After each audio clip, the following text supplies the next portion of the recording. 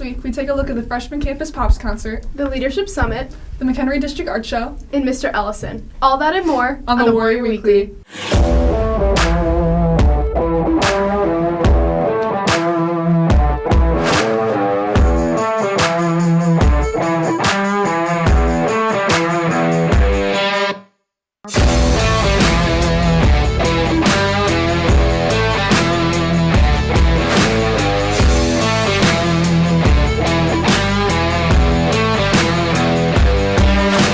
Good morning, Warriors, and welcome to this year's final edition of the Warrior Weekly, presented by Warrior Student Media. I'm Jenny Taylor. And I'm Kevin Hibbs. This week, we take a look at a number of exciting events and stories at MCHS. But first, our last Warrior Weekly episode of the year. Our seniors would like to express their gratitude for your support throughout the years of watching the Warrior Weekly. Hey Warriors, it's Noah Water, the weatherman.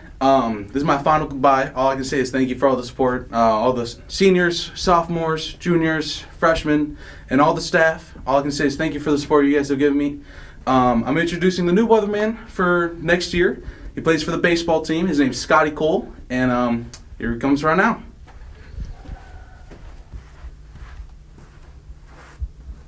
Hey Warriors, my name is Scotty Cole and I'm a junior here at McHenry High School, and I just want to say thank you, Noah, for being our weatherman for this past year. We are very grateful to have you and very sad to see you go, but for future reference, Noah, I do not play basketball, I play baseball. And on that note, Tuesday, there's rainy skies with a high of 74 and a low of 59. Wednesday, cloudy skies with a high of 78 and a low of 58. On Thursday, there will be rainy skies, a high of 86 and a low of 60. Don't forget your umbrella. Friday, super sunny with a fabulous 80 degrees and a low of 61. Don't forget your sunscreen. Saturday, cloudy skies again with a high of 73 and a low of 56.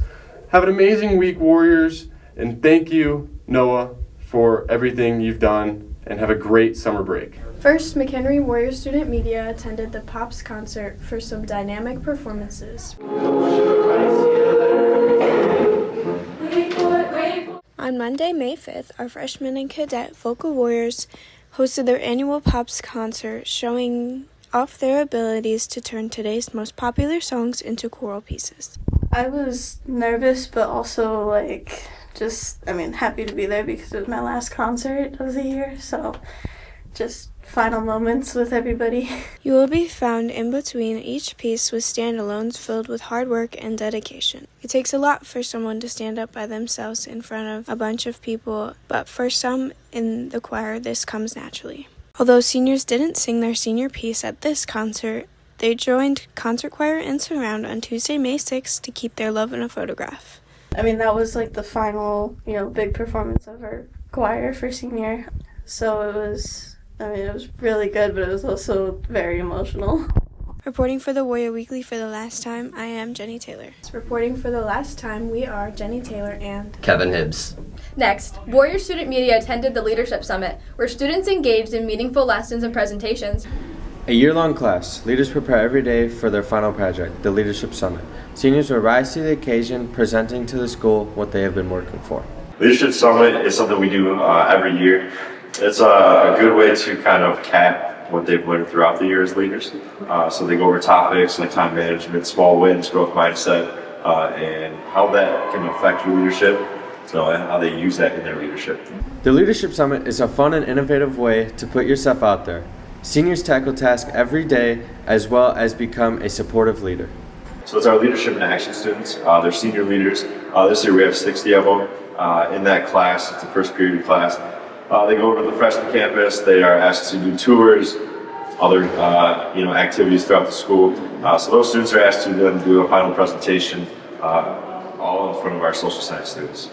Leadership plays a big role in everyday life inside and outside of school.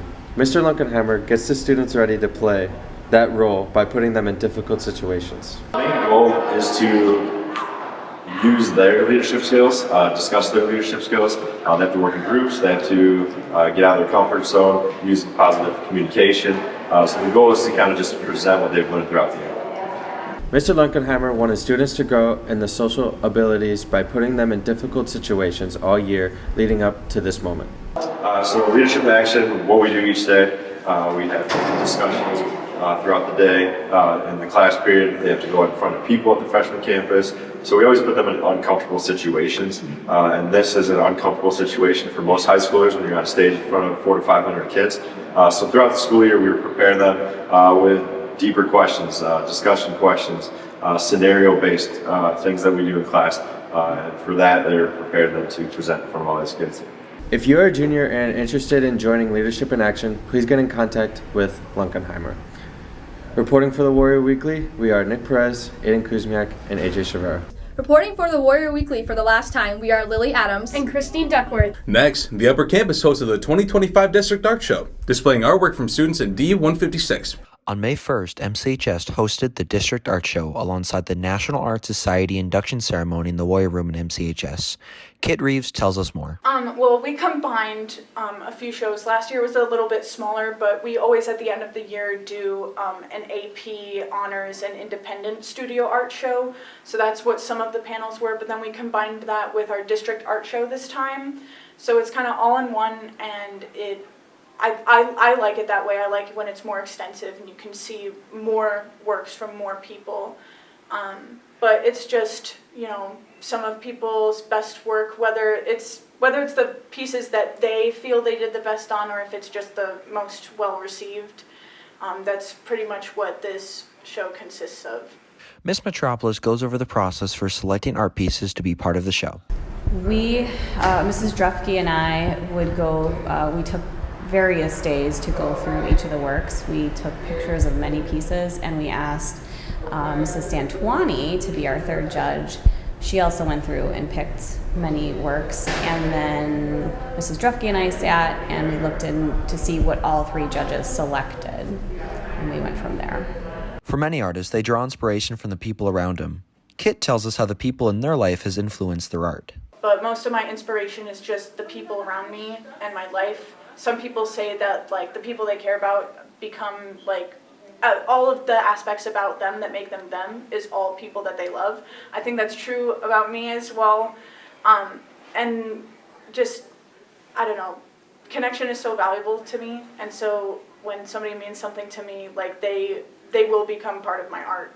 The art show not only displayed art, but was a celebration of the people part of the National Art Society. Miss Metropolis tells us all about the ceremony. So what we do is we combine the district show with our National Art Honor Society induction. So we began with awards, Best of Show, Honorable Mention, and then we moved into inducting our new members, recognizing returning members, and then the seniors who are graduating get their graduation cord at the end of the event. With the end of this year's art show, we look towards the future for more. Reporting for the Warrior Weekly, we are Lex Bach, Eddie Dempsey, Haley Wilkerson, and William Denicky.